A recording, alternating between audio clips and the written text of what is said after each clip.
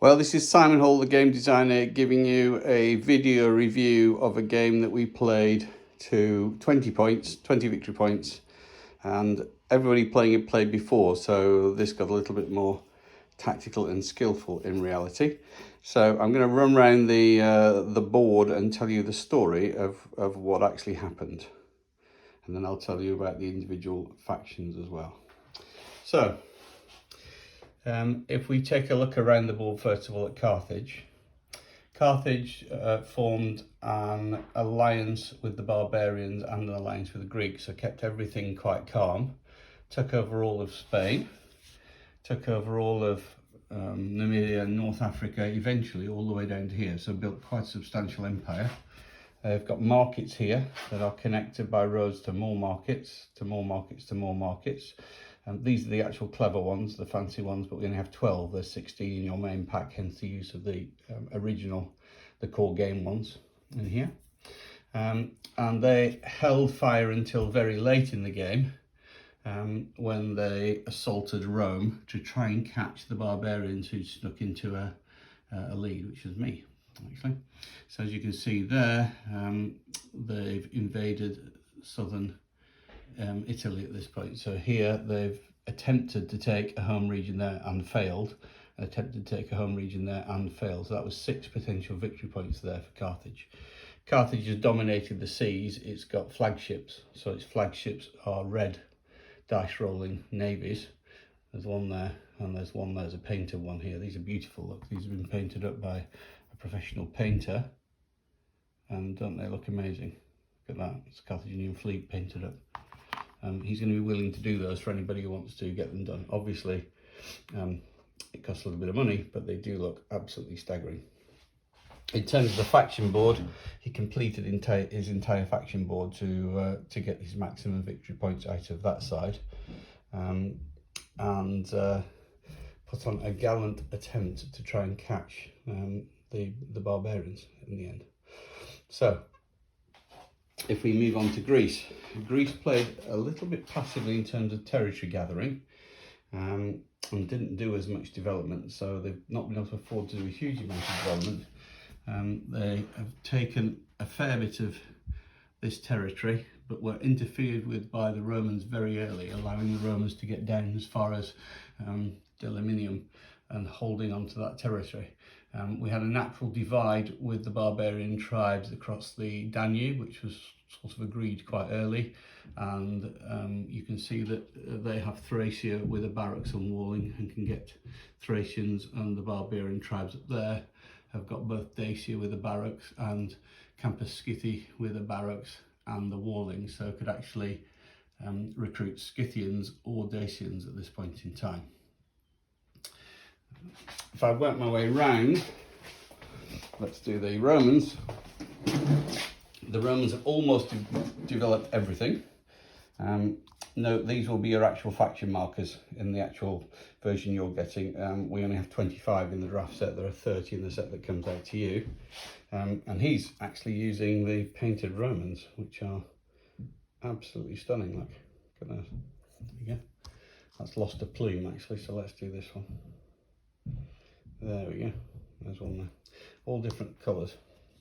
So Rome did well. It expanded in the north, and it built some defence in the north. This was the interesting bit of the game actually, that Rome very early put an army into here, into the Alps, and even though I was friendly with them, I had an army here full of rough terrain troops, and I couldn't resist, so I attacked the Romans here. The Romans won the roll to retire and retired down to here. I pursued them with my other 2 points because I thought there's still 2 terrain there, and I had a card that upped it to 4. So my Highland warriors against their Republican legionaries, who only get a white dice in terrain and have no ace effects, would have done them a huge amount of damage.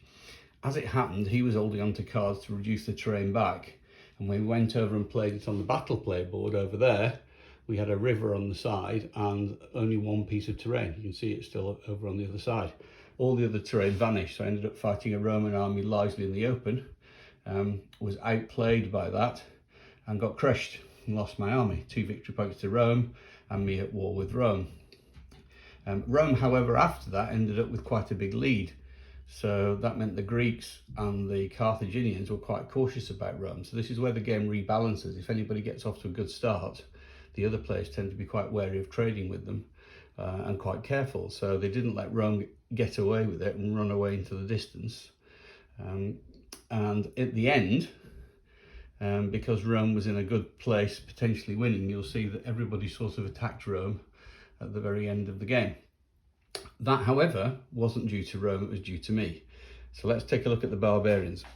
I couldn't spend anything on development early, I spent it all on troops. Eventually I managed to get the first 2 columns done. I haven't managed to get anywhere near the remaining 3rd columns. I've been allied with Carthage throughout, and we've held that alliance all the way to the end, where we've basically treated it as a race between the 2 of us at the end. I had lots of cash, I ended up building a big empire, and now I've got peaceful agriculture. I've got 6 markets here that are all contributing to quite a big barbarian economy. But I've never managed to get the national unity development down here.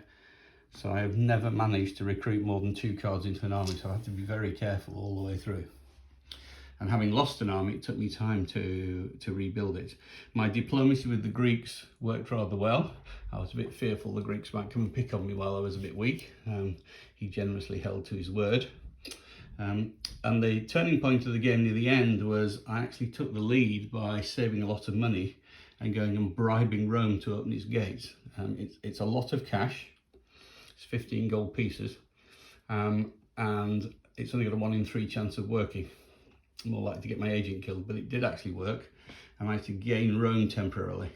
They took it back with the rebel uprising almost immediately, so it's chaos, absolute chaos here. So imagine the narrative. The barbarians go down and point out how dissatisfied the public are being run by the Romans and offer to take control. There's a rebellion, we're allowed in. We come in and try and take control. The Senate organised a rebellion back and boot us back out. It ends up back in Roman hands. Total chaos, but it put me in the lead on the board, at which point Greece, I triggered the end game. So you'll see I've got to 20 points there, the barbarian symbol. I triggered the end game, and at that point the various other players, the Greeks, tried to grab some victory points by invading into Italy and took a home territory down here, which is 3 victory points. Carthage, playing last, then tried to catch me. And it tried 2 attempts to take a pair of Roman home regions, having got siegecraft, so reducing them down to yellow. So would have got 6 victory points and sadly failed. Had 3 attempts in total, failed with all 3.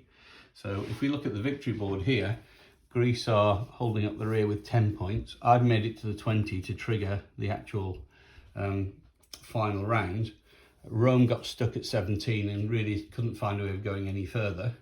And Carthage is stuck on 14, but had it won both of those, 1, 2, 3, 4, 5, 6, had it actually got both of those home regions, we would have had a tie for the winning position at the end of the game. And for competitions, I'd have to invent a tie-break situation for that one. And that was just my daughter popping in to say, can we go now? But that's the narrative of the entire game. It's a spectacular game. Once you get to 15 victory points, you'll find you probably get to 20 1 round later and 25 1 round later than that. So it doesn't drag on forever if you want to play for the higher victory levels. But the amounts of cash you're starting to generate get quite substantial, and the bribe card can actually play a role. And this is the first time I've seen that happening over 100 games. So quite pleased with myself. I pulled off a wild card to win the game, and for once the actual game designer has actually won a game of Round Total War. Hasn't happened for about 5 or 6 games now.